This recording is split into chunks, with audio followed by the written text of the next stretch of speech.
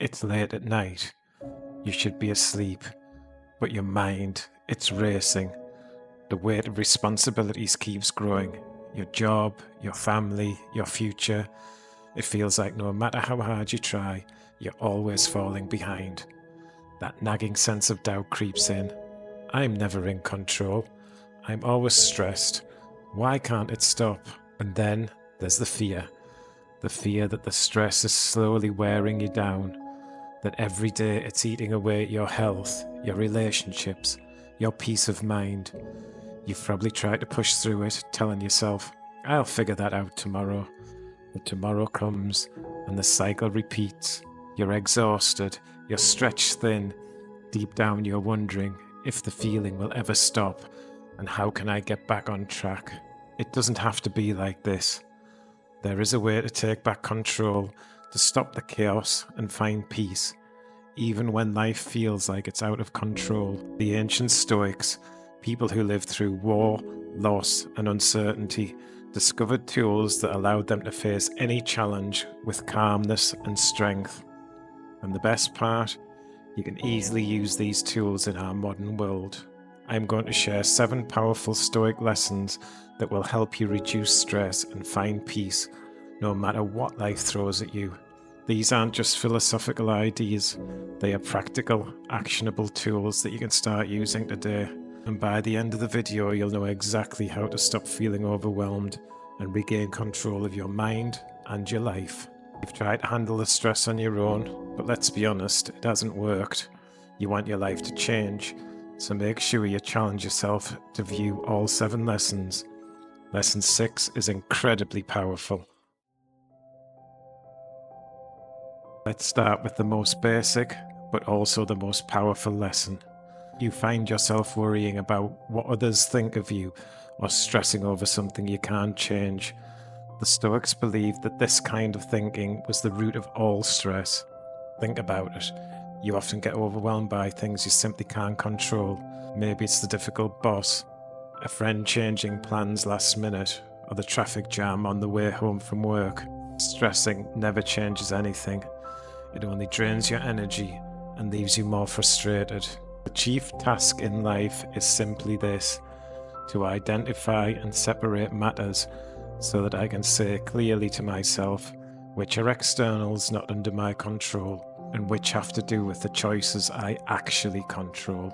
You can apply this in everyday life. Start by breaking the situation down. Next time you're stressed, ask yourself 3 questions. What exactly is happening right now? What parts of this situation are within my control? Which parts are outside of my control? Focus only on what you can influence: your mindset, your response, your actions. If the traffic is terrible, you can't change that, but you can change how you react. Instead of getting frustrated, use the time to listen to something inspiring or practice mindfulness. Practice focusing on things within your own power. It's one thing to realize that some things are beyond us, but it's another to truly accept that reality. Think about the last time something completely unexpected happened. A cancelled meeting, a sudden illness, or maybe even someone else's bad mood. You react badly, trying to gain control over something that simply wasn't yours to control. That resistance is where the stress comes from. He who laughs at himself never runs out of things to laugh at. The Stoics teach us that stress often comes not from the situation itself, but from our refusal to accept it. When we resist reality, we suffer, but when we accept that there are things we simply cannot change, we free ourselves from that suffering. Imagine this: instead of resisting life's curveballs, you simply let them happen. You breathe, you stay calm, and you move forward. So how do you start accepting what's outside your control? Practice letting go of the things you cannot change. When something happens, let's say your flight gets cancelled, your first instinct might be to get angry or stressed. Instead, pause, take a deep breath, and remind yourself that this is outside your power. Then focus on what you can do next. Can you rebook the flight? Can you make a new plan? Acceptance doesn't mean giving up. It means acknowledging reality and adjusting your actions without wasting energy on things beyond your influence. The more you let go of control over the uncontrollable, the more peace you'll find.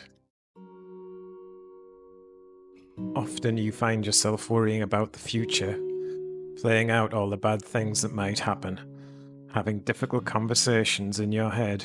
The Stoics call this premeditated suffering, where you live through the pain twice, once in your mind and again if it actually happens.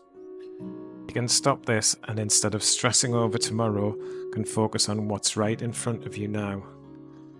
While we wait for life, life passes. Here's how to apply this practically.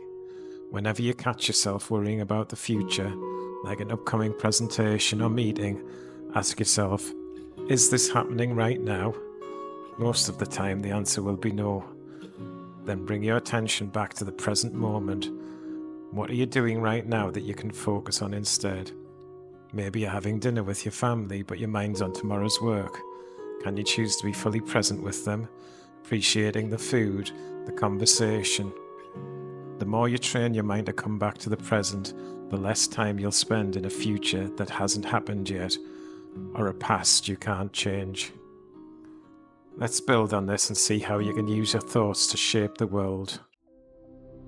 You will have noticed how two people can face the same problem, yet one stays calm while the other falls apart. Stoics believe that our thoughts act as lenses through which we view the world. Change the lens and everything looks different. Let's say you're faced with a challenge at work. One thought might be, I can't do this, I'm not good enough. Another could be, this is tough, but it's a chance to learn. Same event, different world. Suffer more often in imagination than in reality. Your thoughts are more powerful than you realize. If you tell yourself you can't handle something, you'll start to believe it. But if you choose to see challenges as opportunities to grow, stress transforms into something manageable. So next time you feel overwhelmed, ask yourself, what story am I telling myself right now? And what if I choose a different one? Choose the story that treats you with kindness, and let's see how you can be kind to yourself. We all make mistakes and wish we could change things. When you mess up, you'll be your own biggest critic, beating yourself up mentally and replaying the mistake over and over again. Yet if a friend admits the same mistake, you often respond with kindness and encouragement. If it's someone close or a work colleague, you react differently, with anger, frustration. Stoics knew that kindness, both towards ourselves and others, is essential for reducing stress. Harshness, whether directed at yourself or others, only adds to the burden you're already carrying. Wherever there is a human being, there is an opportunity for kindness. So how do you practice kindness in stressful situations? Start by reframing self-criticism. When you make a mistake, instead of saying, I'm terrible at this, try, I'm still learning and that's okay. Then extend this kindness to others. When someone else messes up, rather than getting angry or frustrated, consider what they might be going through. By choosing kindness over judgment, you'll find that your stress levels drop and the atmosphere around you becomes lighter. When you allow space for growth instead of punishment, both you and those around you can move forward with less tension. As you master being kind to yourself, you can move on to having gratitude for everything you have. Gratitude is one of the simplest yet most powerful tools for reducing stress. The Stoics believe that when we focus on what we don't have or what's wrong, we create our own misery. But when we shift our attention to what we already have, even in the midst of our challenges, we create space for peace. Think about your thoughts. They're always directed to what's missing from your life and never to everything you really have. Do not spoil what you have by desiring what you have not. Remember that what you now have was once amongst the things you only hoped for. Cultivate a gratitude practice. Every day, take just a few minutes to write down or think about 3 things you're grateful for. It doesn't have to be anything big.